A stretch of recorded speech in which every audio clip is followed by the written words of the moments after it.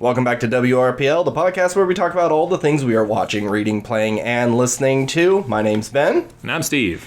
And since today, there's no new releases this week. I think there's a Zac Efron movie, something. Oh, that gold thing? Yeah, something. The Golden Sun, or I don't know. Well, there was a new release, which we'll talk about with the... Sure, no theatrical releases. No big theatrical, but we did get a release on streaming that we'll talk about. And since last episode we just took so much time watching, or talking about Batman stuff, there's a lot of things we need to play catch up on. So this is just going to be a catch up on all the things we are consuming. How you doing, Steve? I'm doing well. Yeah, getting geared up for the wedding, getting busy. Yeah, it's 40 some days away. It's getting close. Still a couple loose ends I need to tie up, bodies I need to bury, but other than that, we're looking pretty good. I'm looking forward to having a good time. Glad to hear it. With all the people I love in this world. And it's a shame you can't come because I didn't invite you. Well, that's looking forward to that. What do you want to start with? Should we save the thing we both seen for the end? I think so. I guess that'd be the big topic. I guess it's just I can't see myself labeling this episode with that, but maybe I will. Who knows? Well, I'll go first. Okay. If you don't mind me spoiling this for you at least a little bit.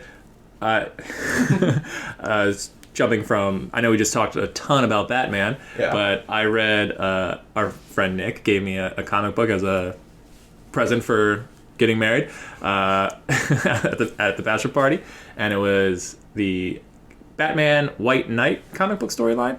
And it's been a while since I've read a Batman graphic novel, but I think this might be my second favorite, or at least top three. Second or third favorite Batman comic story I've read. Right. And it's pretty new, right? The initial run started in 2017 and ended in 2018. I think it was 6 issues. So it's a relatively small graphic novel, but man, it's good. Yeah. If I have one complaint, the end gets really comic booky. Yeah, a lot of runs do that. Like, you have this great setup, and then by the time you get to the end, it's like, oh, how do we resolve this? Superman shows up, it's just, or you throw 70 villains at the guy. I think the character and the overall theme and story all really clicked, so that all worked. It was just, here's a giant gun that, could destroy the whole city or whatever it is. But that was fine. That was just a minor nitpick. It's kind of a very small point of the story. It's the very final big. It's just like, here's a giant action set piece, because the rest of the story hasn't really been too action heavy. So what's the basic plot? So the basic plot is at the beginning of the issue, Joker is running away from Batman, and Batman's kind of causing all this damage to try and catch him, and then Batman does catch him, and the GCP are all there, GCPD are all there, and Nightwing and Batgirl, they're all with Batman as he's kind of like beating the Joker, kind of viciously, and Joker's just laughing at him, and so Batman's just like, all right, you want to get healthy or whatever, get healthy, and he just shoves these random pills into Joker's mouth, a ton of them, and someone records it and gets it all on tape, but these pills actually cure the Joker of his insanity. Were they just random pills, or were they set up at all? They will. Okay. It's kind of, it's a long-term comic booky explained at the end, essentially, but they're just random pills in the moment. Who had the pills? They ended up in a pharmaceutical factory kind of thing, and I guess there was just pills laying around. Of course, there's always a factory for something. Yeah. Gotham's infinite industrial warehouse complex. and if it's not a functioning factory, it's the old abandoned something or other. Or maybe they ran to, I think it was just a random factory that produces pills. All right. So he's Jack Napier now. He doesn't have, his skin reverted back to his normal skin tone. He has genius intellect. They take him back to Arkham and do all these tests. It's just Joker's cured. He's not crazy anymore. We've done every possible test to check on him, and Batman's just no. This is all part of his ploy. Yeah. Joker will never not be the Joker. And so he goes and he's like, well, I've been cured of my insanity. I'm going to right my wrongs. I'm going to be a good citizen of Gotham, and I'm going to be the citizen that I'm going to do good for Gotham. and I'm going to fix corruption. So he runs for councilman, and they're just like, how does the Joker think he's going to get elected after all the things he's done? He's like, well, if you actually look at my history... Now, this is a sort of alternate version of... Like, all the Batman mythos is, like, here, but it's just tweaked in a certain way. It's like, if you look at my history, I've essentially only really done small, like, armed robbery. Like, I've never actually killed anybody. So... it's just, I've been used as a scapegoat for everything bad that's happened to Gotham. Like, I'm just the figurehead showpiece of crime, but I'm not that bad. I've never personally killed anybody. And so, anyway, he works in this kind of grungy neighborhood. He's like, I'm going to build a library here. I'm going to do all this stuff. And eventually kind of wins over the people of Gotham. And, you know, people are sort of swaying more against Batman because, you know, Jack's now leading a peace march, and Batman shows up and just starts beating Jack up again. It's like, I don't know why he thought that was a good idea.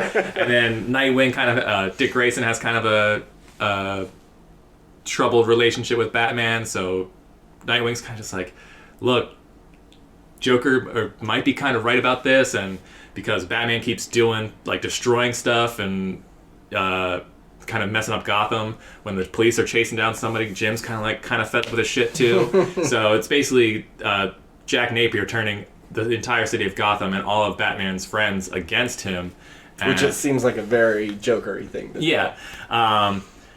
But what's cool about it is his entire rogues gallery shows up. They essentially all have either one line or no lines. So there's a brainwashing aspect with Mad Hatter's technology in order to, like, control all the villains, which Jack uses to his advantage. He's like, I'm going to destroy my own library to make it look like it was an attack by these guys. And Batman's going to come in, and it's going to look like Batman kind of destroyed like the library, chasing down these bad guys. And so everything he's doing is to make the Batman look bad, even though he's doing it because he actually does believe that the Batman... reading the comic book, you believe he's a good person. And all the old Batmobiles, all the iconic ones, show up in this comic book. So they're in Batman's giant cave warehouse or whatever, but he actually ends up, like, donating them to the GCPD at one point. So you're seeing like Harvey Bullock drive the old Adam West and Nightwing's driving the Tumbler or whatever it is. Like, everyone's just driving. So it's like the entire Batman history is somehow weirdly connected into this universe. But and another fun little aspect of it is there's two Harley Quinns. So when the Joker returns and he's like, hey, Harley, I treated you poorly. It's time I, like, made an honest woman out of you. Will you marry me? And she's, like, furious. And it's like, no, Mr. J, I ain't doing this. You're being ridiculous. And she like punches him and everything. And then she's sort of your Margot Robbie kind of looking Joker, or Harley Quinn. But then as she's kind of attacking Jack, the Batman animated series Harley Quinn shows up, and she's just like, I'm the real Harley Quinn. I was so mad at you. I left you, and this new girl came in, and you just assumed she was me. And so she became a new Harley. Wow. And I was like, that's kind of fun. Interesting, yeah. And you don't care about me enough to even notice that it's a different human being. So then the second Harley Quinn is furious and leaves because she fell in love with Joker, where the original Harley Quinn is like, I love Joker despite his faults. You love Joker for his faults, kind of thing. And so that old Harley Quinn now becomes Neo Joker. Like, she fills the void that the Joker doesn't. So she's kind of the main villain of the story, and she's the one... There's a whole subplot with Mr. Freeze and this giant ice gun that's like going to ravage the city and whatever. Gotta have an ice gun. It's really well done and really interesting. It's like, you always think of these things of, we talked about it on the last podcast, like, why is the Tumbler, like, going over rooftops and doing all this damage and everything? It's like, but it's like, oh, it's coming out of the taxpayers' money. Like, we're spending billions of dollars every year to cover Batman's damages. See, I figured Bruce Wayne would have just been like, I'm constantly donating to all these things to cover the cost of it. Which you find out, so Joker uses... There's, like, documents that say that this is costing the taxpayers money, but really that's all kind of shell. It's if you track the documents, it's all funded through Bruce Wayne subsidiary companies or whatever. So Bruce Wayne is the one paying for all the damage he causes, but it's just made to look like it's coming out of taxpayer money, or at least. to cover up his tracks kind of thing. So does Jack Napier know who Batman is?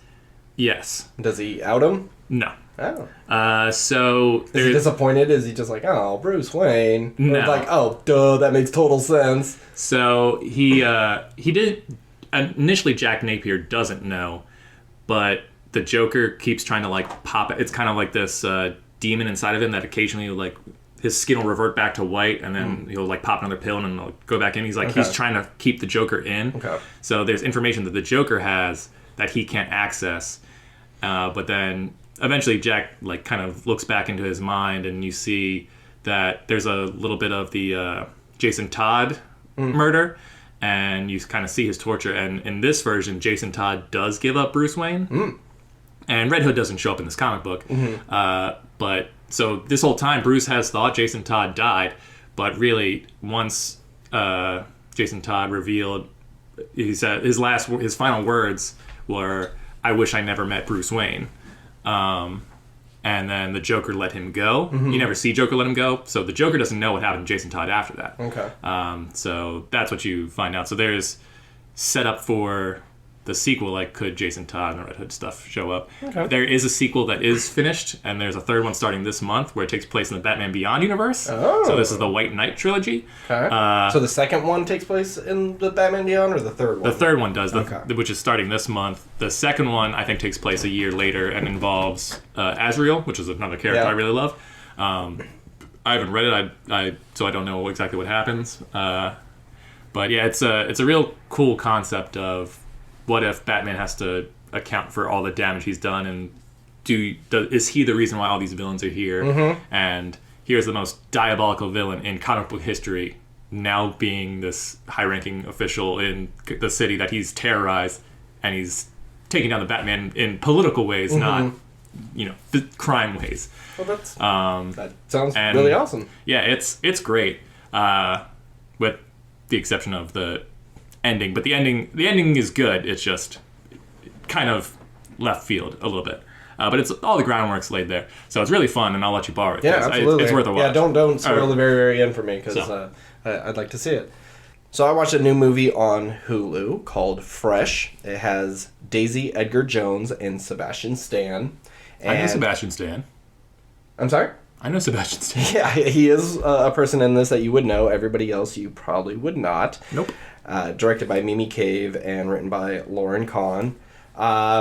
So Daisy Edgar Jones plays Noah, which I at first I thought it was Nora, and they kept saying Noah. I'm like, what? Her name's Noah? That's so weird, but it's just N-O-A, no H. Okay. So I guess that makes more sense, but it's kind of a weird name. Anywho, so Noah is kind of a loser in love. She hates doing the dating scene, and we open with this really bad date with a dude who, like, made sure she knew that this was a cash-only place, implying he wasn't going to pay for her meal, and is just a big douche, and makes comments about how women used to be so much prettier when they wore dresses, and, oh, even you look fine in your sweatshirt, but man, I bet you look really hot in a dress, and doesn't keep the door open for her, and takes her leftovers, and just, she's done with it. And I can forgive a lot of stuff, but you take my leftovers, we're going to have a problem. Yeah, and he's like, well, I'll take some of your leftovers to give to this, and I'll just put a little less on the tip. And it's like, I don't know what his justification for that was, but it was bullshit. So she meets Sebastian Stan in the grocery store, and he's kind of adorkable, and he's making goofy pickup lines. I have seen this trailer now that I think about it. And they hit it off, and she really likes him. They sleep with each other on the first date after getting really drunk, and they're both kind of like head over heels for each other. And Noah's friend Molly is just like, this guy doesn't have a social media presence. I can't find anything out about him. This seems kind of iffy. And she's like, look, I'm doing a YOLO thing. And which I get in this day and age, but at the same time, that's like I'm not a social media guy, but like people have dated for a millennia that way. Yeah. And then suddenly it's like, oh, this guy doesn't have all of his information online? Yeah. Probably a serial killer. Yeah, for sure. So weird. But she said, I'm really into this guy. I'm just going to go for it. And he's like, let's go away for the weekend. cool, sounds good, but it's a surprise, so she can't tell her friend where she's going. He's like, I'll just call you when I get there. And he's like, well, there's going to be like crazy traffic, so we'll go to my house and we'll leave first thing in the morning. And his house is in the middle of nowhere. When they get there, there's this nice little pan up from the house, and it's just woods, and there's not a single light anywhere to be seen. They're really in the middle of nowhere. And they have a drink, and he drugged her. She wakes up in a little dungeon, and he's trying to be real calm about it, and she's not accepting of it, like, haha, this is just a joke, right? And then she starts to panic and like, are you going to rape me? And he's like, no, I'm not gonna do that. What I am gonna do is cut off your limbs and sell the meat.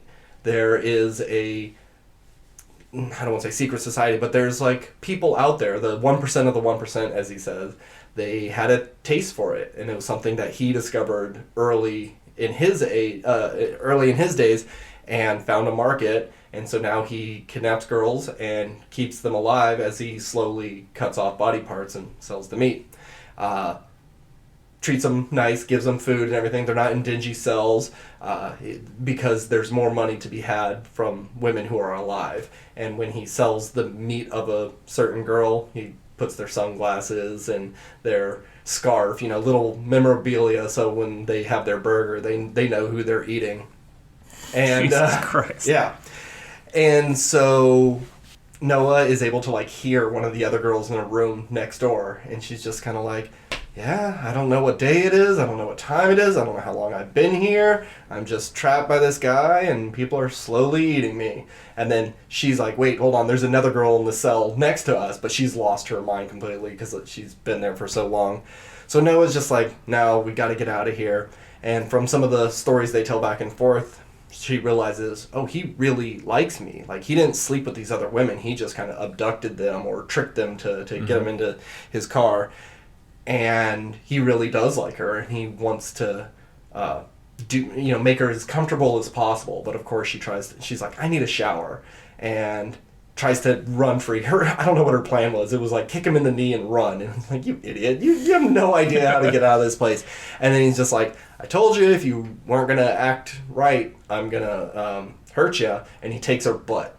And he takes her butt cheeks off and sells it. And so now she's stuck in this cell with no butt and realizes, no, I got to really play this game. So she starts being friendly and thankful for the little things he does. And he's really receptive to it. And so she starts asking, well, what does it taste like? And then he goes on why he tried it and what it tastes like. And so he's like, oh, I'm kind of curious. And it's like, well, it's a date. I'm gonna make it for you. Ooh. So he brings her to the table and, has a little tartar thing on a cracker, and she eats it, and they joke about it, and she's asking oh, well, who's this? What's her name? What was her deal? How'd you get her? And really playing it off as I could kind of be into this. Mm-hmm.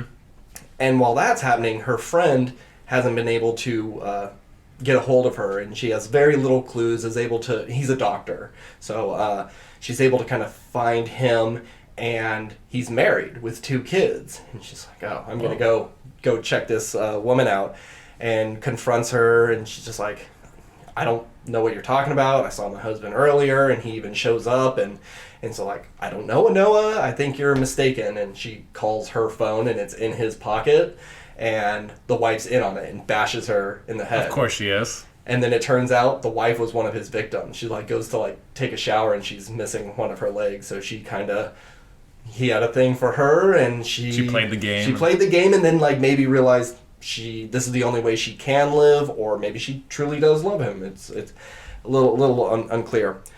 So Noah is winning him over, and at the end, they're having another meal. Oh, after that first meal, she went and puked it up as quick as she can. But in the second time, he's making a big meatball thing, and oh, well, this is her name, and this is where I got her, and she's really cracking jokes, and they're just having a good time. They start to dance, and things are going to get hot and heavy. She goes to the bathroom real quick, comes out, she acts like she's about to go down on him, and then bites his dick off.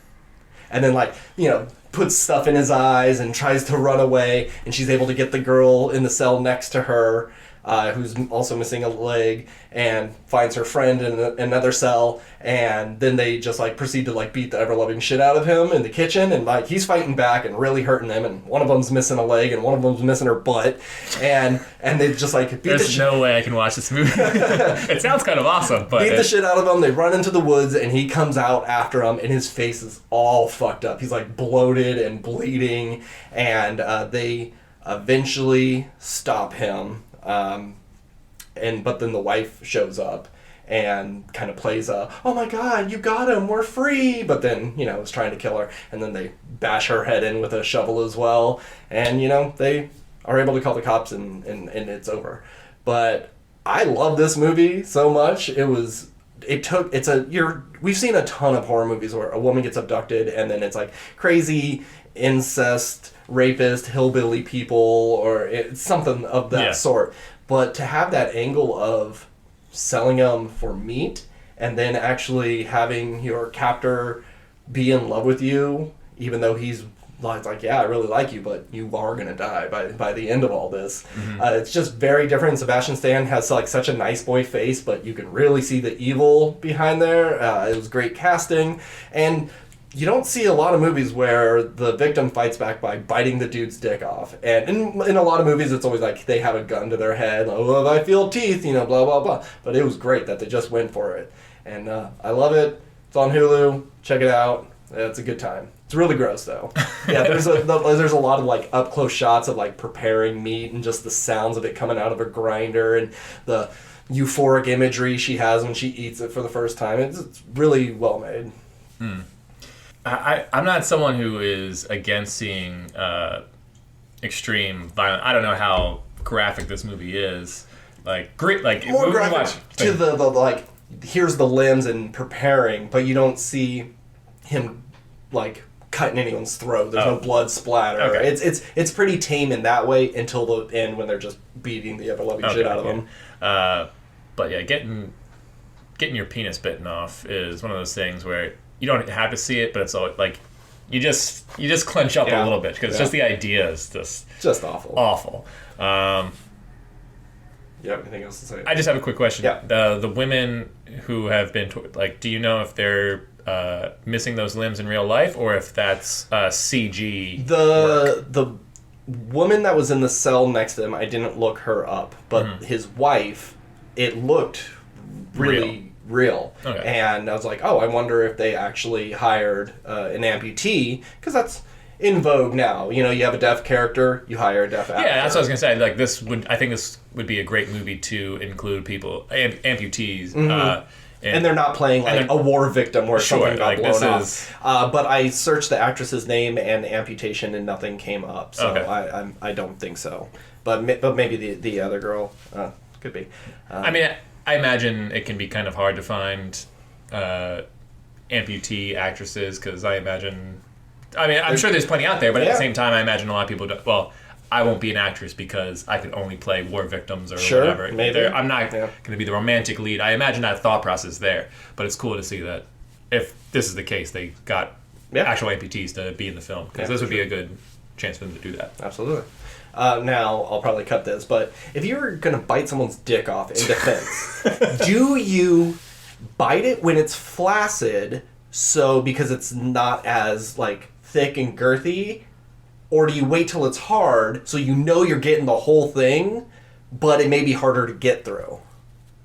Because I feel like if you get it flaccid, like there's still a chance of like there's still muscle there that has been retracted. Some people are growers, not showers. So, like, you only really got the head and half my shaft. I guess the end result doesn't matter either way. But like, if you're gonna like do any portion of it is bad. Yeah. So do you wait until they're good and hard and then take the whole thing? Or do you just take your opportunity to just bite what you can and hope it's enough to incapacitate them? I guess I would probably just bite the first chance I get because I feel like if it's fully hard, then there's more to get and you can probably get a better grip as you're so like it's not going to slip out by any means. but like you really have to like get through all Yeah. the meat. Where like if it's kind of flaccid, like you may not get a big chunk, but it's kind of thin enough. There's not as much blood going through, so you can probably like get all the way, like not necessarily bite it straight through, but you have it like you can feel your teeth kind of like touching through the skin, and at that point just rip off whatever small chunk you can. But maybe it's better when they are hard, because that means there's a lot of blood flow there. So that when you pull it off, more blood flow is going to come out. Yeah. We got to talk to like some. Yeah. I don't know who you talk to about that. What is there? Is there a penis doctor, or is that just urologist? Urologist? Yeah. We'll talk to a urologist. Okay. Because I guarantee this is a conversation that they've had a million times in college. Million times. Yeah, when they're studying dick science, they're like, all right, well, what happens if this thing is fucking like what's gone? the cut pressure between flaccid and hard? Yeah, that's like probably a whole chapter. Is the doctor who reattached the Bobbit guy? Bobbit? Is he still around? Can he talk might to be. him? I don't know. So that could be fun. Our first special guest on our podcast, like Doctor Resew the penis. Maybe I'll leave all that in. So what else have you been consuming? Give me 1 second and I'll tell you. I don't think we talked about it last podcast, but I watched I Want You Back. I Want You Back. Starring Charlie Day and Jenny Slate. Okay. Currently streaming on Amazon Prime. This is a real cute rom-com. Yeah? I'm a big fan of rom-coms. This one obviously didn't get a theatrical release. I don't think it would make very much money if Probably it did, not. so streaming I think is the perfect place for it. Yeah. It came out, I believe, on Valentine's Day. Okay. So it's a fun little date movie when that weekend came around. I really enjoyed the chemistry between Charlie Day and Jenny Slate. It was funny. It made me chuckle quite a bit.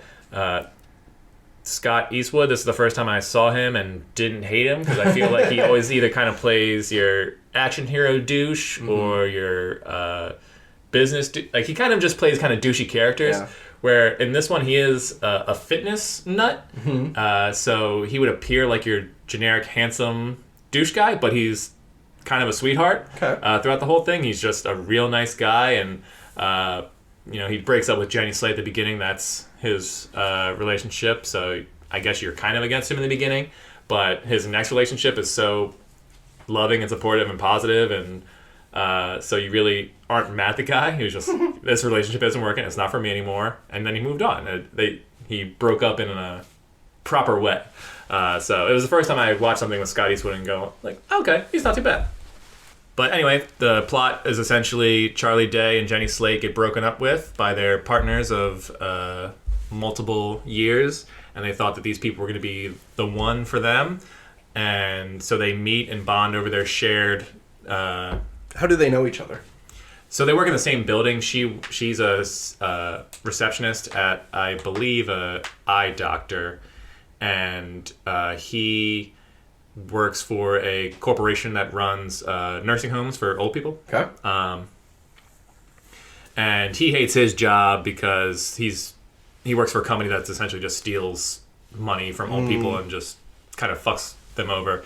And she doesn't really love where she's at because she's now in her 30s and she's still just a receptionist and she hasn't moved on. And she has two roommates who are in college who are young and hot and have sex with each other, and she's just like this lowly 30-something who, like, these college kids are kind of embarrassed that she lives with them. Oh, okay. Even though it's her house, she was there first. Okay. She couldn't afford it by herself, so she let these college kids move in. But anyway, so they're crying in the same stairwell one day, and that's where they meet. And sort of like, oh, your boyfriend broke up with you, my girlfriend just broke up with me. What if we help each other get them back? Like, you seduce her new boyfriend to try and break them up, so she'll take me back because I'm the good guy, because you made her new boyfriend cheat. Yeah. And then I'll become best friends with your old boyfriend and kind of get him to realize what good thing you had with him. And so Charlie Day and Scott Eastwood actually kind of become best friends, and they go on wild adventures, and they even like go to this club where they meet these hot girls, and you think like, oh, is Scott Eastwood gonna cheat? But he's just like, no, I love my new girlfriend. That's not what I want to do. I'm only here to help you, kind of thing. And then you find out that they're all underage girls, and they're just like, dude, we gotta get the fuck out of here. So that was kind of a fun scene.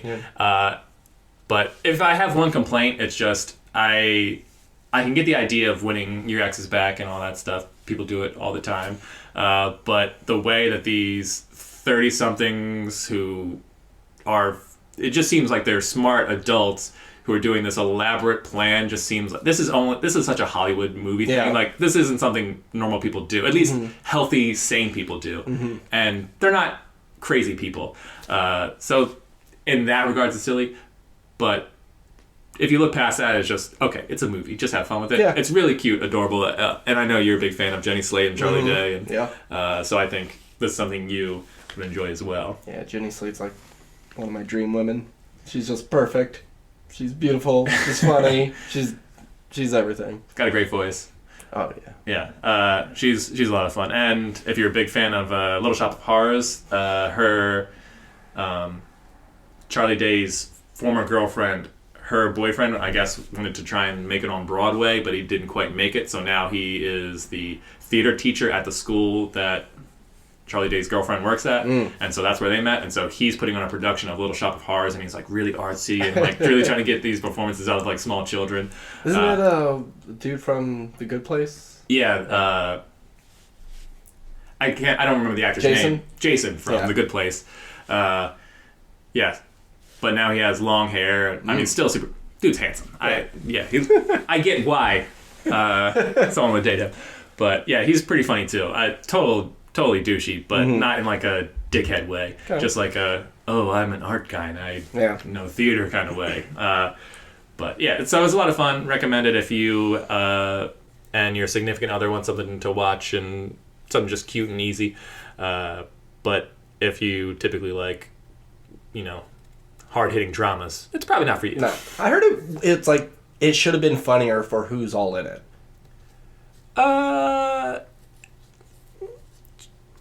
Possibly, but I think this is a romantic... I don't know. It was funny. It was funny enough for me. Okay. Did you laugh out loud? Or was it just like... I mean, it's not. I don't think its intention was to be super bad. Like, there's not a joke a minute or anything like that. It's a romantic comedy. Yeah, the romance comes first, and the comedy comes second. I'm getting vibes of what's the Alison Brie? Jason Sudeikis. Yes, sleeping with friends. Sleeping with other people. Sleeping with other people. I think that's what it's called.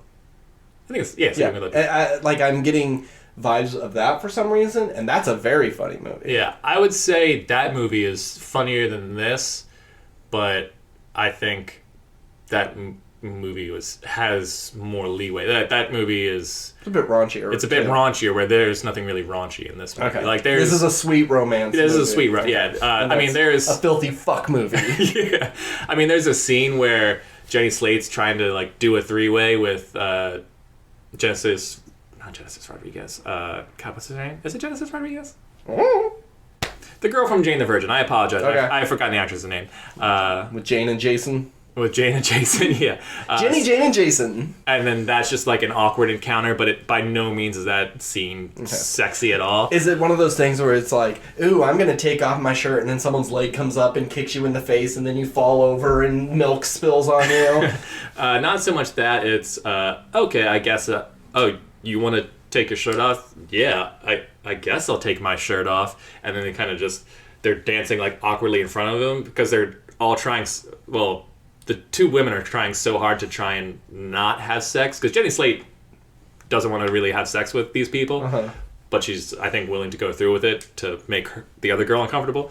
But yeah, so it's just the whole thing's awkward, but it's not slapstick. It's not slapstick. Yeah, there's not a bunch of physical comedy. It's just people who really don't want to do this thing trying to suffer their way into doing it. Okay.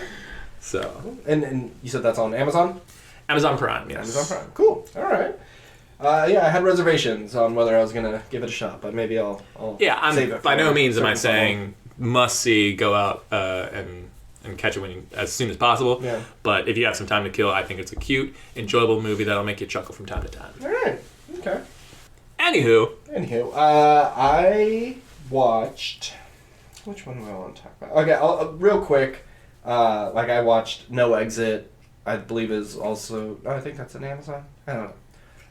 people stuck in a rest stop when there's a snowstorm, and there's like a traffic girl in a van, and who did it. And the trailer's very misleading. It seems like a who did it, but you find out who did it like 2 seconds after you find the woman. But there is a twist of like, who are they working with? But you also find out pretty quick.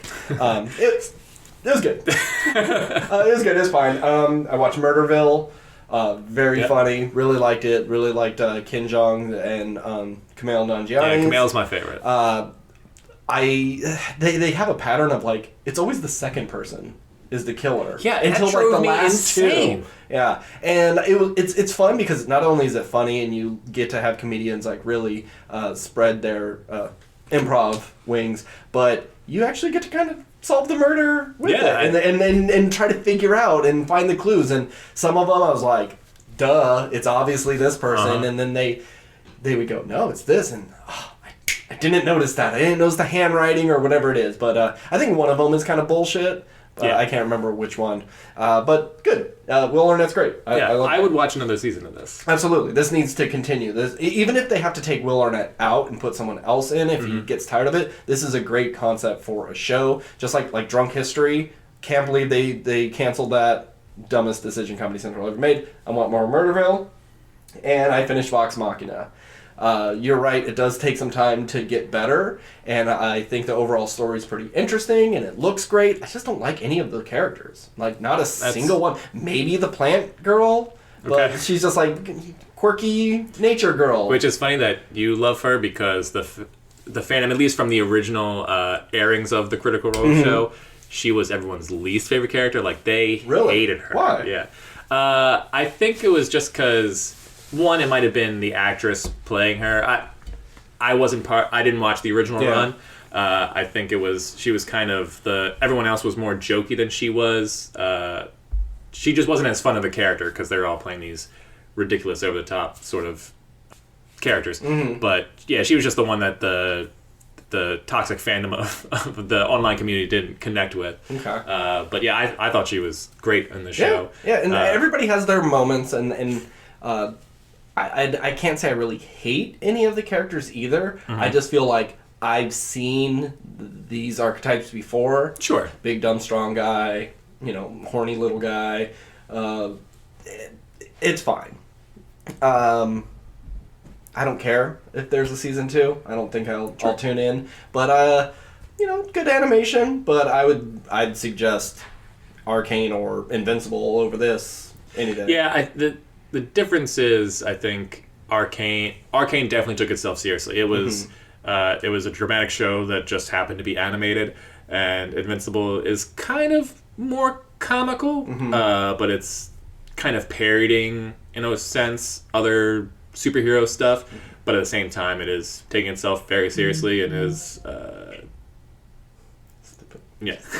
where the whole point of this show is we're essentially a comedy show, but we're a comedy show that also takes the story seriously. Because everyone's favorite character from the original run was Scanlan, because he's a horny bard who sings popular songs and is doing like this. I would say if anyone was my least, he'd probably be my least. Which, if you watch the live show, or not the live shows, but if you watch the streams, he is hilarious and sort of the antics he gets into. It's fun in that medium, but then once you translate it to animation, it's like, okay, this character is kind of annoying. Like, they definitely needed to tone him back some. So yeah, he's actually my least favorite, and I think there's a lot of people who watch the show who like, well, I always love Scanlan, so Scanlan's just naturally my favorite character. But his comedic timing, I think, will be grating, but he does have a lot of great character moments in the future that I think this will be a character who new fans might not like in the beginning, but will grow to love. Okay. But yeah, just knowing where the story ends up and all the things to come, there's a lot of like really cool, exciting things and character moments that I think is worth checking out. And one thing I really liked is you could really feel the role-playing game aspect of like, they're trying to jump over this gorge and they drop all their potions and stuff. And then I can see it being a roll of like, well, are you able to grab it? And it's like, I was only able to grab one. And or like trying to get through a door. And I read a trivia thing where it's like 2 characters have such trouble getting through a door because in the actual game they spent forever trying to get through one stupid door because of like really bad rolls. Yeah. And so you just have them having trouble with the door. Like that stuff is really fun, and even though I'm not like a big D&D guy, like I could recognize those things. But you know, it's fine. It's fine. You know, I wouldn't say it's bad, but I don't think I'll watch season 2. Okay. I just from a show that had 800 hours of content or however long it was, and then just condensing that down to, I mean, that's over the entire run, but I guess like, let's say 150 hours of content, and you condense it down to this 6 hour season or whatever it was, is pretty impressive. And there's, especially that final fight, like her Pike riding the shield down the thing as she's like fighting Silas, and you know, the energy beam that looked like a Dragon Ball Z thing as the dude kind of, I don't know, there was just a lot of fun action pieces. It just it took a while to get there, and I don't know, I really enjoyed the world, and I look forward to season 2. And but it's fine that you feel that way. I told you I was reading the second book in the Red Rising series. Oh. I only got 50% of the way through before I had to return my free copy. Oh. So in about 8 weeks I'll get it back, and I will let you know how I feel on that. So weird. Well, yeah, it's just like, hey, free audiobooks, but it's only one out at a time. Hey, whatever. I mean, of the 50% that you listen to, do you feel like it's... I'm enjoying it a lot more. Okay, yeah. It's more the political side and the scheming and how the revolution is starting, and how do you get people who already have everything or can have everything to buck against that. So, yeah, it's definitely more interesting. But we'll get to it in 10 weeks because after the 8 weeks, I'll have it for 2 weeks. Yeah. Book 2 is where I really fell in love with the series. Book 1 was like, this is cool. Book 2 was like, okay, this is great. Yeah. So, I'm doing these ones like real quick because I have like one thing left until we get to our, I guess, main topic. I saw Studio 666. It's a Dave Grohl Foo Fighters horror movie that they wrote and shot during the pandemic in secret. I guess they were actually going to a house to record an album, and they just kind of had this idea of like, oh, well, what if I got possessed by the devil and I killed all of you? Okay, cool, let's make that a movie. And that's what it is. They go to record their album, and Dave Grohl gets possessed and starts trying to find the perfect song, and he creates a new note. It's like it's an L sharp or something, and they're just like, it's just an E flat or something. Just play that. And all their songs are like 25, 30, 40 minutes, and like they can't find the ending. And Dave Grohl goes nuts, and he starts killing them. And this could have been a real simple, cheap film. But the trailer makes it look kind of cheap. But once you start seeing the special effects that they use for the deaths, they are very impressive. My favorite death in the movie is 2 people are having sex in a bed, and he's underneath with a chainsaw, and it goes up through her face, into his face, and then they saw down the entire body. And you see that chainsaw coming out of Whitney Cummings' face. And, Whitney Cummings? Yeah, and it is this... someone from the band. The keyboardist from the band. And it is disgusting. It is so realistic as you can with like prosthetics, and every death is just super bloody and over the top, and it's pretty fun for that. So it's a modern day B movie? Yeah, with Jerry Seinfeld, B movie. Yeah, it's very much like that. My main problem is Dave Grohl is funny and a good actor. He's been in plenty of things. Yeah. The rest of the Foo Fighters are not actors. Yeah. And you can tell. The drummer has a little bit of acting chops, but everyone else, not so much. Yeah, I think the drummer has been Dave Grohl's number 2 guy. Like whenever you see the Foo Fighters interviews, it's always those two. So him being the most comfortable on camera makes sense. Makes sense. I wish this was a Tenacious D movie. I was just about to ask, does this feel like a kind of sub-sequel? Not sequel, but sub-version of Tenacious D? It's a good...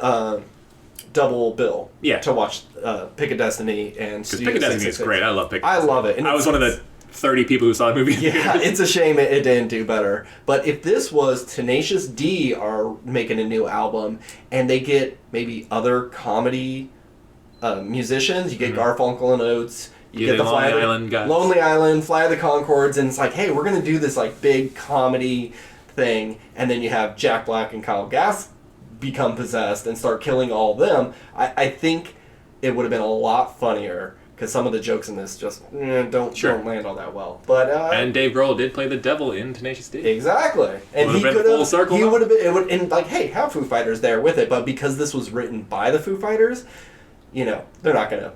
This was written for them. If it was written by someone else, I could see them like, going around town seeing who wants to do it, and it ends up with the Foo Fighters. Then you could be like, I wish it would have found someone better, but because it was written for them, you can't really change that. So I do recommend Studio 666. It's a good time. I think it's more fun watching it with someone. Oh yeah, Will Forte's in it too, just as like a delivery guy that gets killed by monsters, and it's like that little addition of a really funny person into this movie that needs to be funnier. It just makes you see how much better it really could have been. Right. Oh, and the weird shadow demon monsters look pretty cool. They're just like shadowy with red eyes, but they're pretty awesome looking. And feel free to cut this if you just don't want it on the pod. So how does it end? Like, what's... he kills them all, and he has a outstanding solo career as a possessed Dave Grohl. Oh, okay. Yep. Fun. All right. That's not how I thought it was going, but I like it. Okay. I also watched a really great movie. I'd have to look at his IMDb, but maybe one of the last really good Robin Williams movies. He didn't do a ton in his final years. That I watch a lot of TV, actually. But I watch World's Greatest Dad. And have you seen World's Greatest Dad? I have not. Okay, well, spoilers for World's Greatest Dad, or do you want me to not spoil it? No, you can spoil it. Okay. I think I've had opportunities to watch this. I think even years ago when it first came out, I had heard about it, and I put it in a queue, and then I was like, I'm never going to watch this. Yeah. So I ended up just... And the cover is terrible. It's just smiling Robin Williams holding a mug that says World's Greatest Dad, and if you don't know that it's like a dark comedy, you may think this is like a cheaper by the dozen sort of type movie. So Robin Williams is a teacher. He's an English teacher, or he teaches poetry. He is trying to be a published writer, but every book, article, anything he's tried to produce always gets rejected. And he's telling himself, I got one more, and if this one gets rejected, I'm going to give it up. And of course, it does. And then he has a son. I know he's separated from his wife, but we don't get much detail on that. But his son is played by Daryl Sabara. If you don't know who that is, it's the young boy from Spy Kids. Oh, yeah. Okay. And he is the absolute worst human being in the world. He is such a piece of shit. Like, he's a cruder version of Kevin from We Need to Talk About Kevin. He's one of those people. Okay. Maybe not actually gunning down his school with a bow and arrow. Sure. But alienating everybody because everybody's a fag. Everything is stupid. Every movie, music, it's all dumb gay shit. He only cares about like looking at porn, especially like extreme scatological stuff. He tortures his father and just makes him feel like shit for anything. And Robin Williams just wants to like have his son, but it's like as soon as puberty happened, this kid went dead inside. And he only has one friend who actually likes Robin Williams and thinks his dad is cool because he has an alcoholic mother, doesn't have a father, and he sees like, wow, you have a loving dad and you aren't willing to do anything for him. And of course, Daryl Sabara is just constantly shitting on him, making him feel bad. Well, the friend? Yeah, making the friend feel right. bad and useless. So Robin Williams catches his son jerking off with a belt around his neck, and he's just like, dude, you can't do this, you're gonna hurt yourself one of these days. And he actually does. He kills himself on accident, and Robin Williams is completely grief-stricken, but he doesn't want people to like remember his son as this foul-mouthed masturbator. So he takes the belt and like props him up in his closet, makes it look like he killed himself, and then writes his suicide note just for his own peace of mind to kind of vent.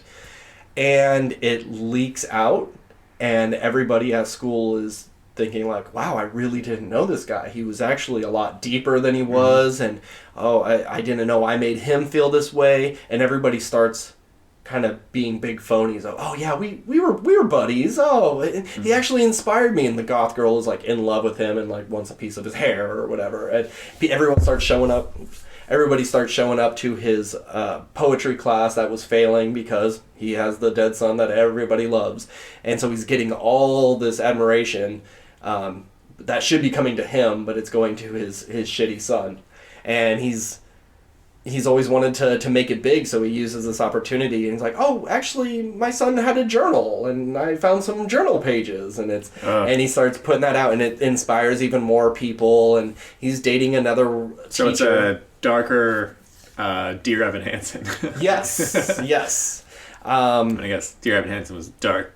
Yes, but this is a little more silly, I guess. But. And so yeah, they're gonna.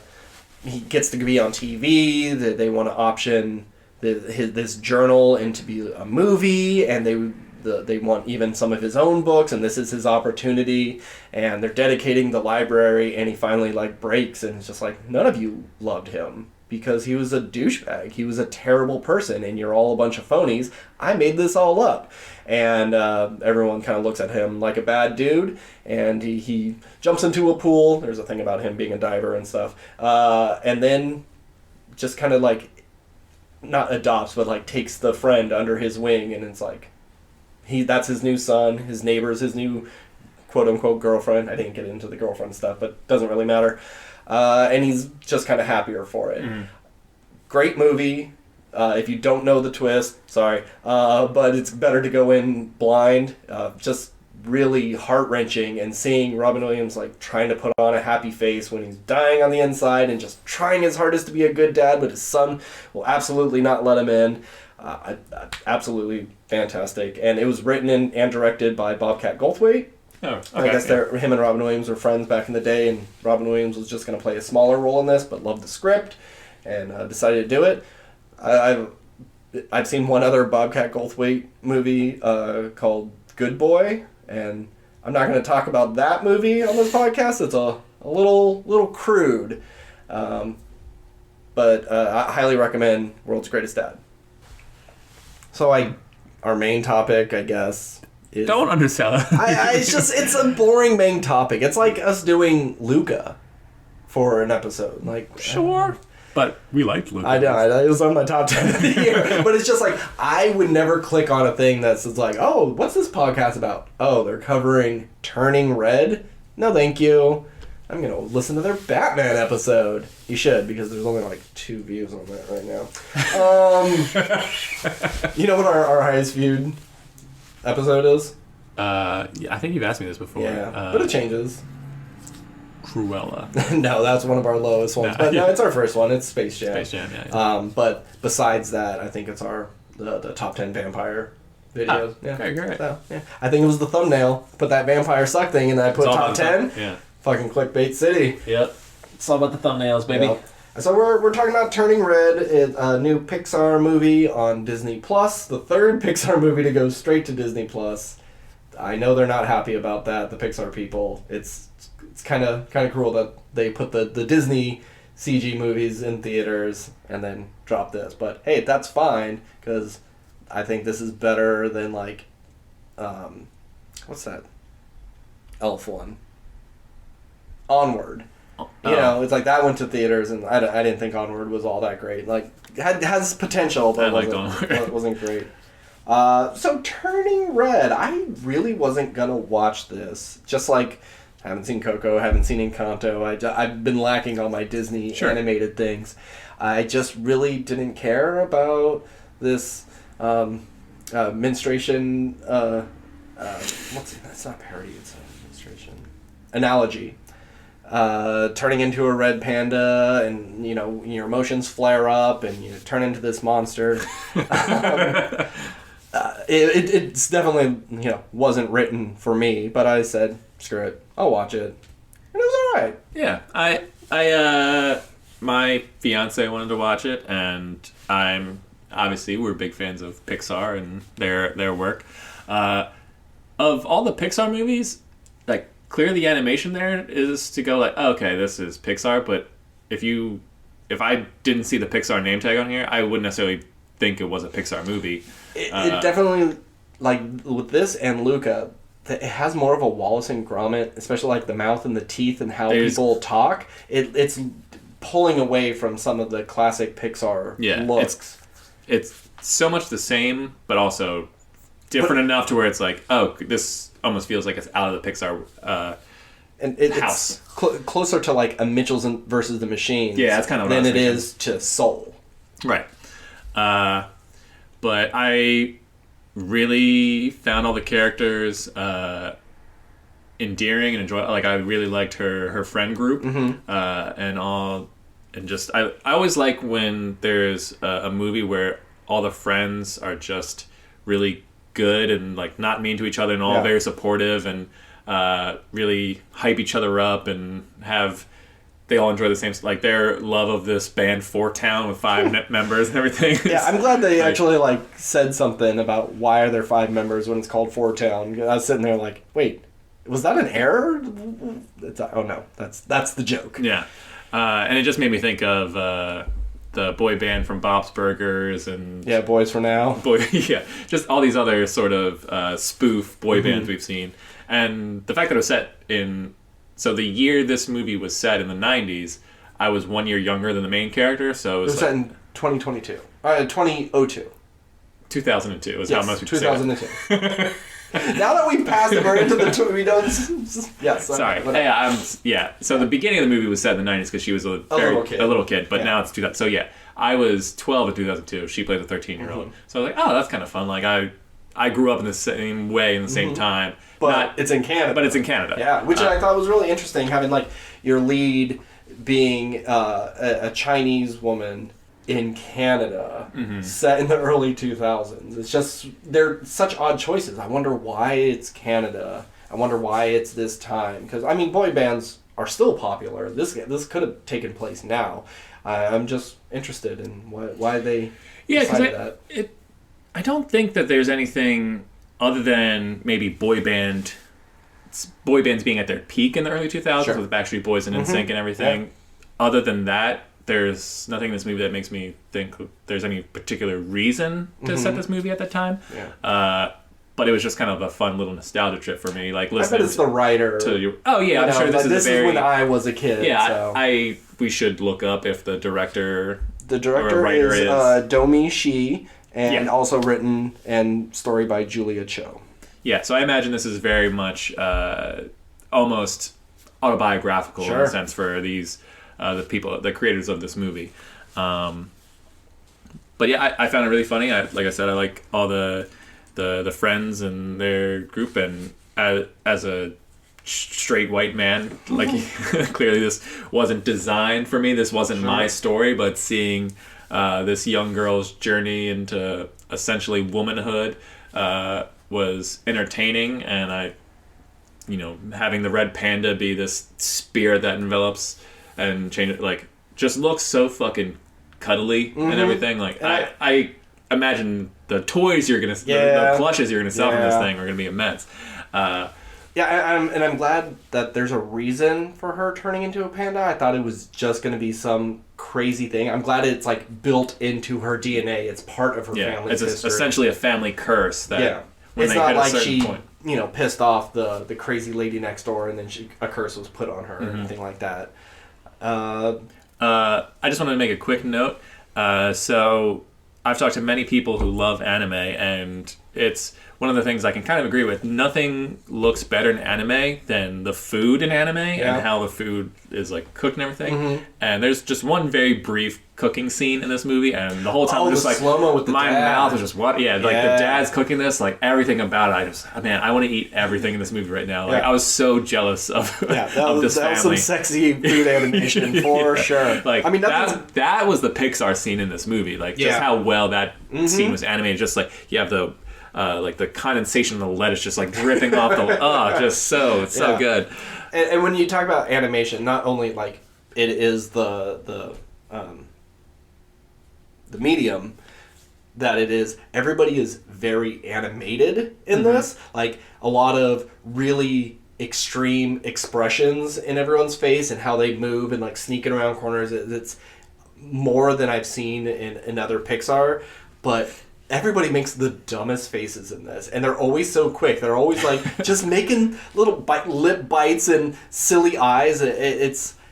It bordered on the edge of annoyance for me, and I can see this like being really funny and charming for really little kids. Sure, but I love the friend group as, you know, the archetypes of them. Sure. I liked it, but every individual character I did not care for in this movie, especially our lead. I found her a little grating, and the mother, I know she's supposed to be overbearing, but it's to such an extreme. Yeah, I have two problems with the movie, and one was the mom, and what I liked about the mom was how much she did clearly love the daughter, and I don't think she was inherently overbearing. It was just on moments where she just went to the extreme where I was just like, no human mother should ever, like, showing up at a school and like peeking through the window and be like, oh hey, I have your pads. Like, what human would think that this is a good idea in any regard? Like, you go to the principal's office, you call her to the office, and you're like, hey honey, I got these for you. Yeah. And I get it, like, if it's like, okay, she's spying on her because she knows her having her period is the first thing about her turning into a panda, so she wants to keep a close eye. But it was the fact that, no, I just gotta embarrass you in front of your friends as a joke for us. Why would she do that? And then, like, finding that her daughter drew like a sexy mermaid version of the boy at the convenience store, and then dragging her in and showing him the pictures and like letting all these other kids see it. Like, I understand you are very overbearing and you're trying to protect her, but like just completely disregarding how that would make your daughter feel is just such an extreme thing. And one, it's like, oh, this guy may have done, I know, she saw the pictures and was like, oh, what did this guy do to you? Sure. But then didn't listen to the conversation. And then it was like, okay, well, we're going to go to this guy and I'm going to tell him to stay away from you. Which, like, if you wanted to go to that guy and be like, stay away from my daughter, even though that guy has never even seen your daughter before, like, that's fine. But you do that in a more private way. And obviously this is coming from two guys who don't have kids. Yeah. And aren't raised by Asian... raised in Asian family, culture in any sense. And I know that there's the archetype of the overbearing mother who... just push their kid to like be as smart in math or whatever because like, oh, you're gonna grow up to be a doctor or a senator, whatever. So that's all fine, but it's to the extremes that it's just I had a hard time believing that this was something a real person would do. Yeah. I'm sure there's plenty of Asian kids who have they're listening to this and going like, you have no fucking idea. I'm sure there's plenty of stories like, oh, my mom, my father did this ridiculous thing, and for you guys, if those situations occurred, I'm sorry that this happened to you. Yep. But just from my standpoint, just like, oh, man, who would do this? And obviously, 2002 was a different time. It sure was. 20 years ago, man. And it did make sense for the mom, like, not listening to her daughter, because even she's talking with her husband, and he's like, listen, am I wrong here? And he goes to talk, and she instantly puts her hand up to make him shut up. It's like, she doesn't want to hear what anybody else has to say. She just needs to say her piece, and that's the end of it.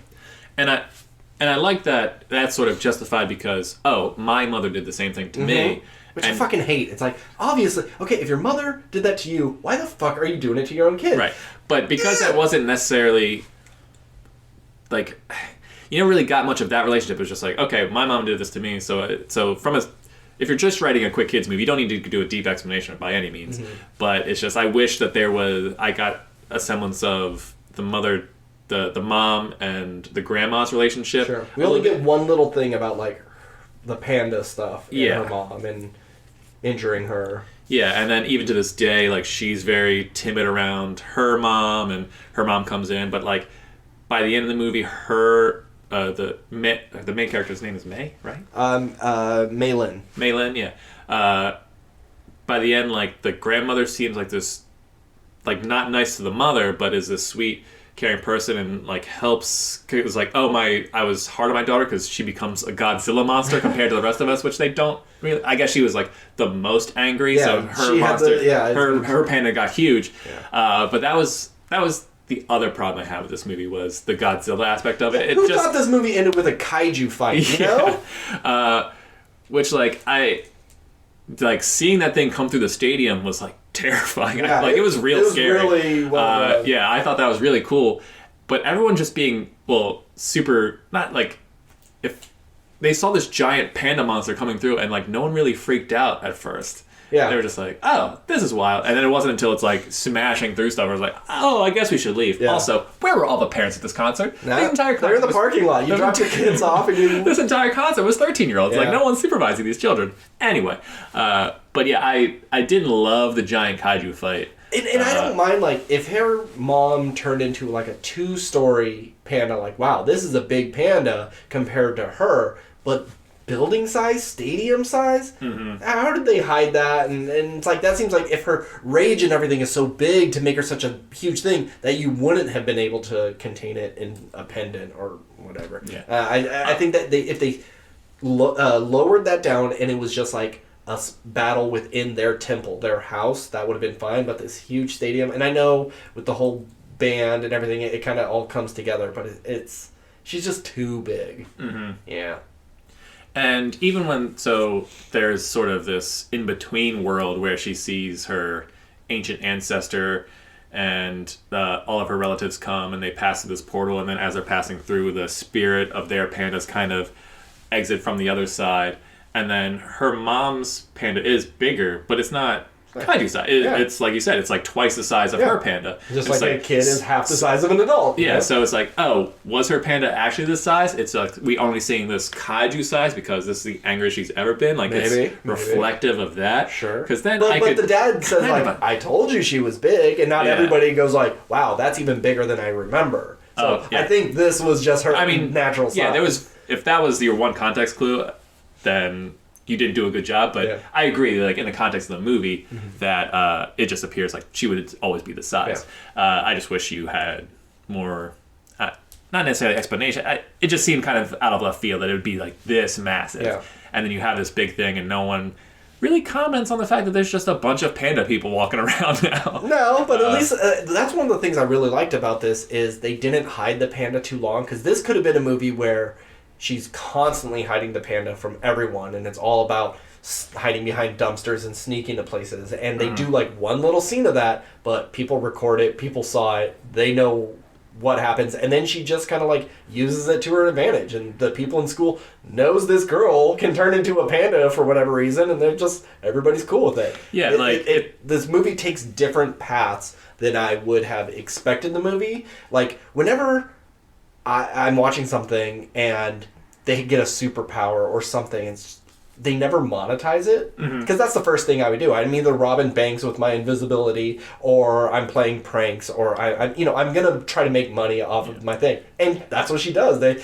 Chronicle's kind of like the only movie that sort of they don't do it for monetary value, but like they do. They're kids who have fun with it, and it's like that's what you would do. And when you're that young and you need some money, well, people want to pay for panda pictures. Cool, I'm gonna do it, and I really like that aspect. I do too.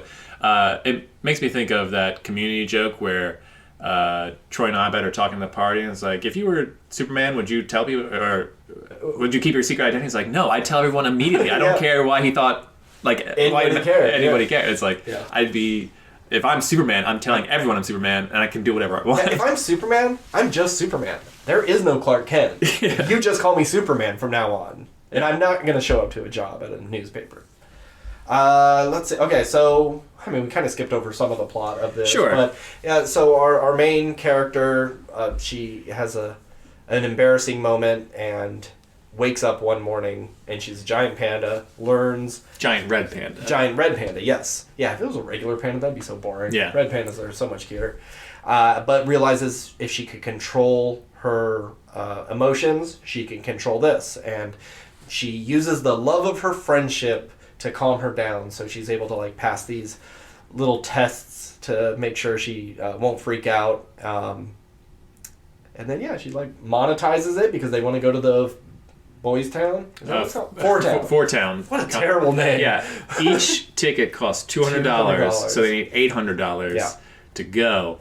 And I've paid $200 for a concert ticket, but it's for like, and I suppose Four Town could be the biggest band in the world, so it makes sense that it was but like, I'm paying $200 20 years later for like Green Day tickets, which also has Weezer and Fall Out Boy, not just one boy band. Like, that's a crazy amount of money for Yeah, we didn't know the opening bands. Maybe maybe Ozzy opened for Town.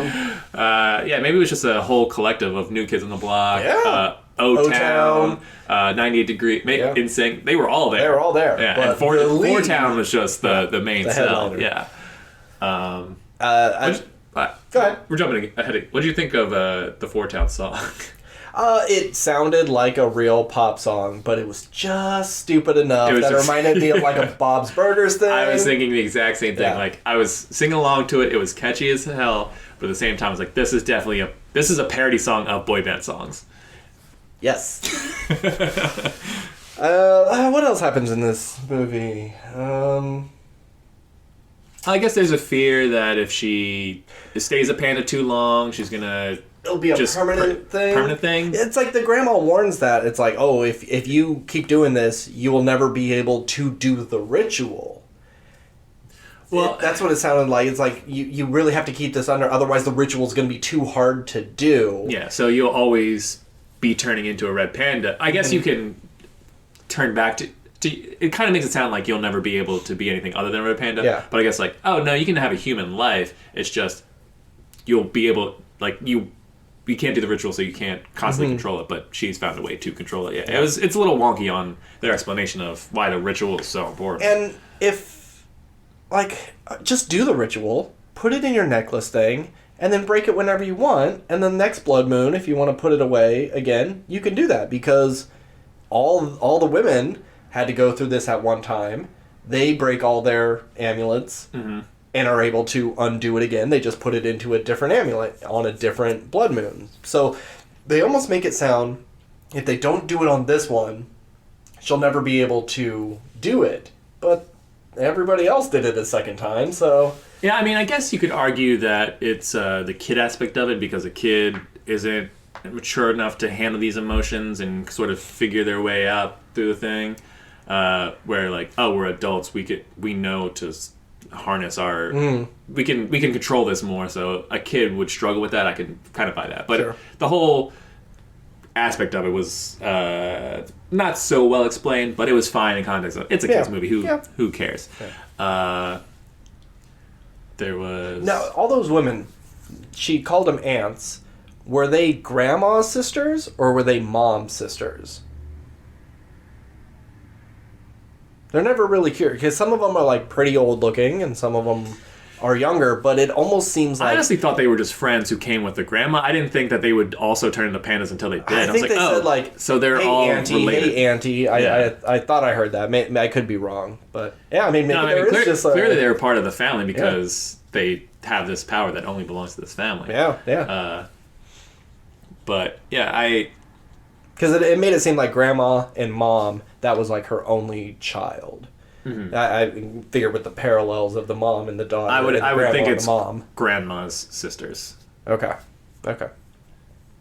Or maybe she has a brother, and it just doesn't apply to him because who knows? The men don't turn into anything. Yeah. Let's see. Yeah, I gave this movie a B- because I think it's good enough, and I think people will like it, but I don't really love this movie. I don't know if I would ever watch it again, and it would probably rank from the mid to lower of my Pixar stuff, but I felt like it was really nice animation and very animated animation that I couldn't give it a lower rating. So I gave it a B-, but I don't really like this movie, but I don't hate it. Yeah. I would give it probably a B- as well, but it's not because I didn't like it by any means. I think the problem for me is, well, what I appreciate is the fact that Pixar did something different, and sort of brought in sort of animation style, at least a little bit. Just kind of with the big eyes that they do, and just like kind of it's like this isn't not an anime movie. This is a Pixar movie, but because of Asian culture, we've incorporated some anime elements to it. Yeah. That was fun. And I like that recently Disney has been making movies where there isn't really a villain, per se. Like, the mom kind of becomes a villain at the last second. But it's not about, like, okay, there's good and evil, princess and evil stepmother, blah, blah, blah, blah. it's not necessarily, you don't have to do every story where there's just some bad guy you have to defeat. Yeah, because that's not relatable for kids. They may root for the hero and want the bad guy to lose, and there may be a life lesson in there, but if you make the parents, your teacher, or something, they're the quote-unquote villain, but are not villainous characters, you're way easier to relate to an overbearing parent than, say, a Middle Eastern wizard trying to become an all-powerful genie, you know? Yeah, sure. Yeah. I know a lot of us have been through that, but not everyone. Yeah. So those are some aspects I liked about the movie. It's just... And for me, I think this movie just really lacked any hard-hitting emotional thing. Like, when I think of Pixar movies and the greatest scene, like, Pixar has done beautiful, beautiful, well-written scenes where you don't, like, out of nowhere, you're just like, you could think about the concept of death or the concept of losing your best friend because they're moving on to different things and you just grow apart. Yeah. Just these... moments that just want to make you cry, and there was nothing in this that made me want to cry or like. This is definitely a more of a comedy than anything else, which is fine. Yeah, and this is, I think, probably the most kid-friendly of all Pixar, which is weird when they've done movies with toys and cars. I guess Cars could be just as kid-friendly. Sure. But Cars is also monsters in your closet and stuff like that. That's all very kiddie. But. Yeah, it's just I was hoping for something that made me at least one scene that was like, okay, this is the Pixar scene, and I don't think there's any. I enjoyed it all the way through, but there just wasn't a single scene where I was like, really, I could pull from and go, okay, like I love this scene, or I love these 2 or 3 scenes. It was just like, I just enjoyed the movie all the way through. So that's my big problem. I'd say there's a lot more scenes where it's like, I don't like this scene. Like the intro where she's just like, hi, I'm Island, and this is my friend. And, you know, you have little title cards for everybody, and everybody's doing silly little dances, and it just... Boots and cats and boots and cats. And the moment it started, I was like, ooh, I am not going to like this. But once the movie calmed down and got to the temple and we got to see her home life and what she did, I started enjoying it a lot more. But there's a lot of very modern, jokey things that I just rubbed me the wrong way. And it was, like I said, it's like Mitchell's versus the Machine, but I actually found that funny. And this one just didn't tackle that humor well. Yeah, I mean, if we're going to compare it to Mitchell's versus Machines, I think that Mitchell's versus Machine is very... kinetic energy. It's very fast paced. It's like constantly going. It's got these big action set pieces and ridiculous characters and jokes. Like, it's all about, like, that's essentially a kids movie with tons of stuff for adults, where there's not really anything adult for in this movie. No. So that opening scene, I think, definitely set, like, that whole opening scene essentially is like set the tone of, okay, this movie is kinetic. Yeah. This has a lot of energy. It's very colorful. So I think that's the whole purpose of that scene. It's like, this isn't your normal Pixar movie where it's like, oh, this is just a very... I mean, it is a very linear story, but it's, look how ridiculous this movie can be at times. Sure. So as an opening, I understand why you go like, ooh, like, I don't know if I can get on board with this. Yeah. I think it definitely leveled out as you go through. Yeah. So I totally get what you're saying. But that works better with Mitchell's vs. Machine because it was just going at 100% the entire time, where this is like, I'm going to go at 110% and then just chill for the rest of the movie. Yeah. Until you get to the end where there's a giant kaiju fight. That ending's so weird. But altogether, I enjoy this movie, and I would recommend it to anyone with kids, especially little girls. I think it would. I think my niece will really like. I think would really connect with it and get it, and 13-year-old girls would love this movie too, and go like, oh, okay, I see where this is going. Yeah. But as two 30-something white guys, who cares? Yes, I am 30-something. Yeah. I'll say my biggest praise is I knew this was going to be like an analogy for getting your first period, and I'm glad they didn't shy away from it. They actually addressed it, and it wasn't like a oh, you can't talk about this, and it's pretty. I don't even want to say it's like edgy for a cartoon, but at least it's like they're taking things seriously and not using euphemisms for just oh, your flower is finally blossoming. You know, it's like they actually, yeah. I think they handle it pretty well for being a cartoon where you don't. These are not subject matters they talk about very often. Mm-hmm. So I guess smash or pass. I would have to say smash. I smash for you. I pass for me. The listeners, not you, Steve. I'm smashing for people. They should watch it if you like any of the Pixar stuff. Really, if you're a young person, you'll like it. But for me, I'll probably never watch it again. It's like Good Dinosaur. Like I'm never gonna watch Good Dinosaur again. Yeah, I guess I'm in the same. In the future, if and when I have children, I'm sure I'll watch this movie again, and I would have no problem watching it again. So in that regard, I will say smash the play button. But if you told me over the next 20 years I never watch it again, I would not be surprised, because I don't think I'll ever feel the need to seek this one out. You know, I since you brought up kids, I think the only benefit I would ever have having children would be like when they get to a certain age and it's like, all right, let me start showing you some movies. And when it's what I think about constantly.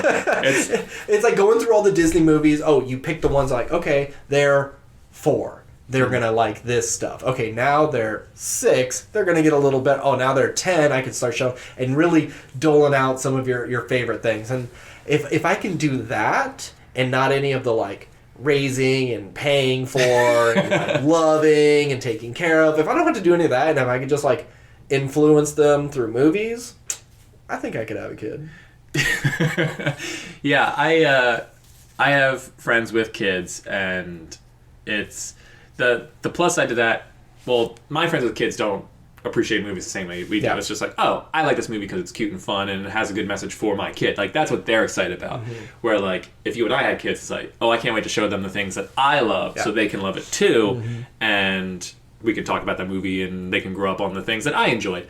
But at the same time, I also worry that I'll show them the things I like and then I'll hate it because kids will watch the same movie 100 times. Sure. And it's like, I've gone to my sister's house where their children have watched Frozen 30 times in the past 6 months. And it's like, I don't want to hear those songs and hear those lines for the next 6 months. Like, a lot of times you can turn the volume down and because the kids just want to look at colorful pictures or whatever. But that's the part I dread. It's like, will I love the things I love as much when I've seen them as much as a child does? Yeah.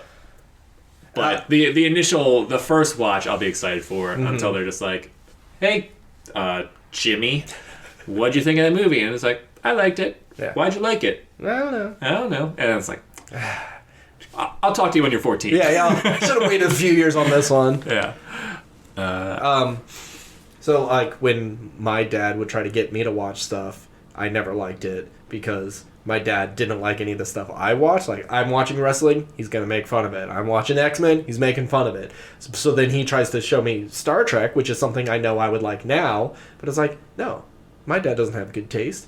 He made fun of wrestling. Why am I going to watch this? No, what does he know? And I fear that it's like, what if you show your kids something and they hate it? But it's like, you know what? I would never make fun of what my kids are watching. Sure. So they don't do that same blowback for me. Because, like, I should like Star Trek, but it's almost a built-in thing. I'm not going to sit and watch Star Trek because my dad liked it. Even though I don't have a bad relationship with my dad at all. But it was like, what does my dad know? He doesn't even like wrestling. Which, in hindsight, it's like, okay, Dad, yeah, you're right. Wrestling's pretty stupid. But, like, come on. You don't need to make fun of me for it. You watch NASCAR. How good is your taste?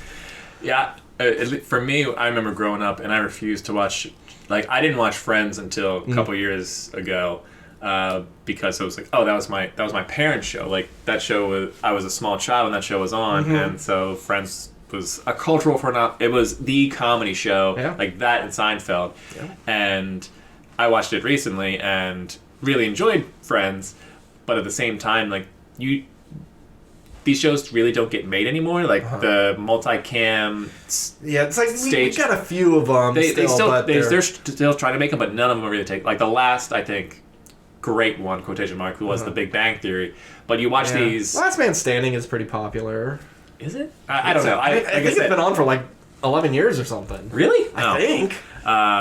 Well, good for Tim Allen. Yeah, good for him. Or is that Tim Allen? It is Tim Allen. Okay. I mean, I think that these shows still survive now because, our parents are still around, and this is, there's still an audience for this stuff. Yeah. But if you there's so many YouTube videos now of if you take the laugh track out, these shows aren't funny. Yeah. And it's kind of I get it. If anybody is interested, just look on YouTube, Ross from Friends without laugh track. He's a psychopath.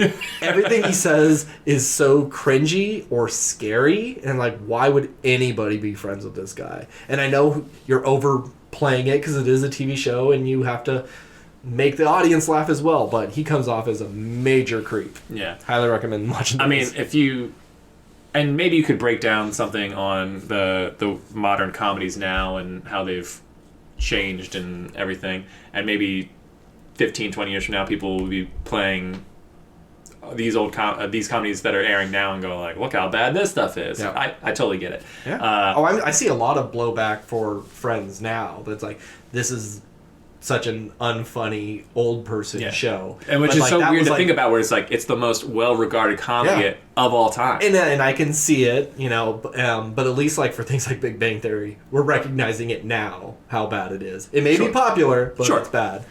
And I think the problem with those multicam a lot of times is the joke is I have to be mean to somebody, and I don't think you add the laugh track.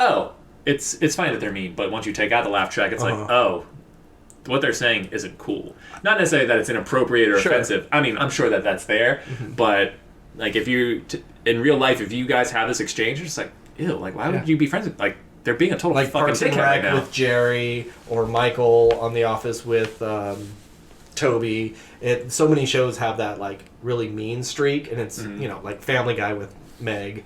And I love that so many shows are now going to the ultra nice. Your Bob's Burgers, your Great North, your Ted Lasso, and we don't need to be cruel and punch down on these people. Let's actually be funny and write funny jokes and just be loving of everyone. And I'm glad we're making a turn.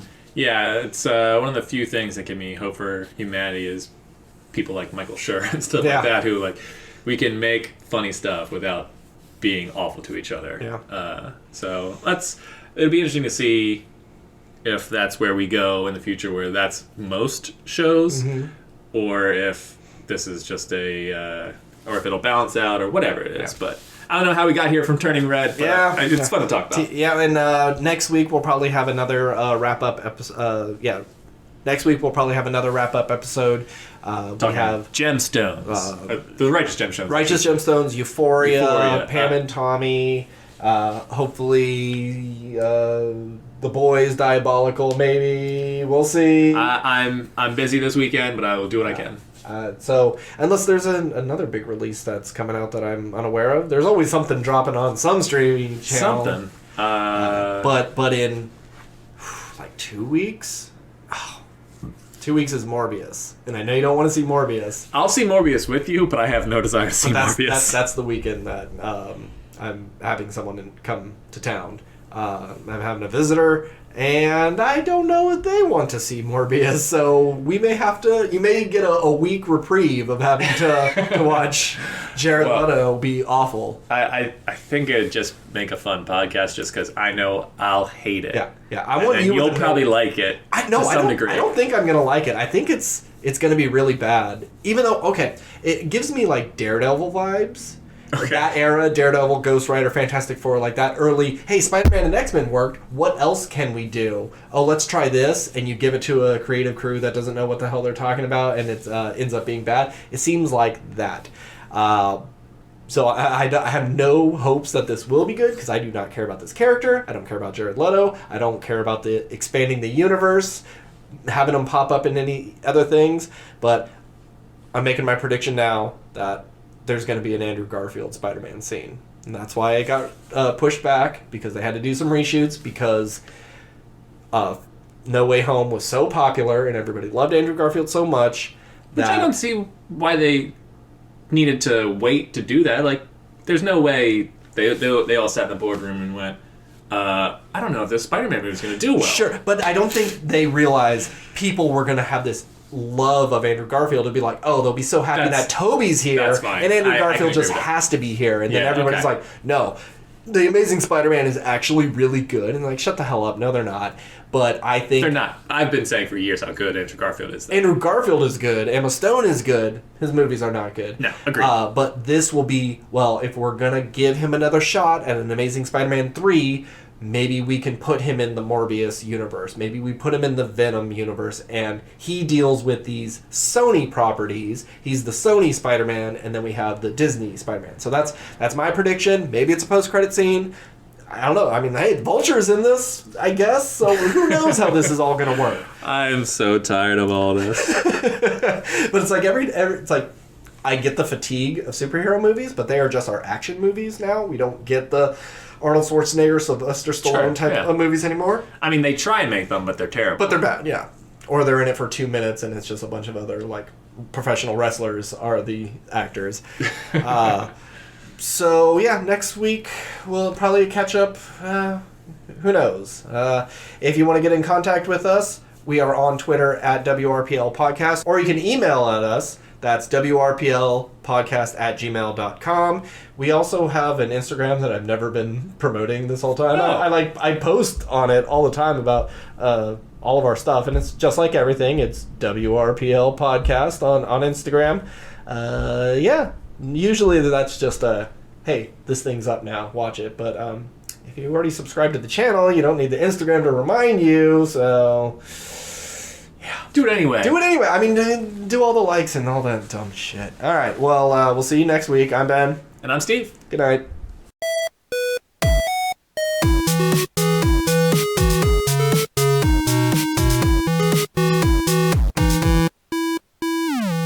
Yeah, when they're studying dick science,